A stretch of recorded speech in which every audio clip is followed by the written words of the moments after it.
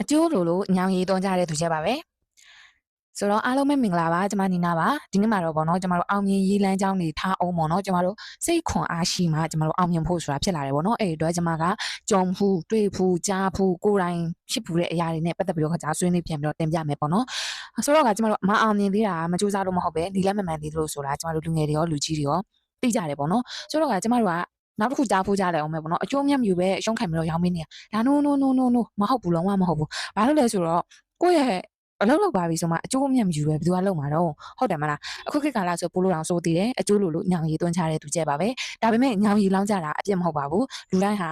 ဒီလိုနေရာတွေရောက်လာဖို့ဆိုတာအချိန်ရဲ့ပေးဆက်မှုတွေရောငယ်ရွယ်မှုတွေရောပေါ့နော်ငွေကြေးတွေရောရင်းနှီးအားထုတ်ထားရတဲ့သူကျဲပါပဲဒါကြောင့်မို့လို့ကျမတို့ကအကျိုးလို့ညောင်ရည်သွင်းချက်မဟုတ်ပဲအကျိုးရှိဖို့အတွက်မှန်ကန်သောလုပ်ရက်တွေကိုလုပ်ဖို့အရေးကြီးပါတယ်အဲ့လိုဆိုရင်မှန်ကန်သောအကျိုးရှိတဲ့လုပ်ရက်ဆိုတာဘယ်လိုလဲဆိုတော့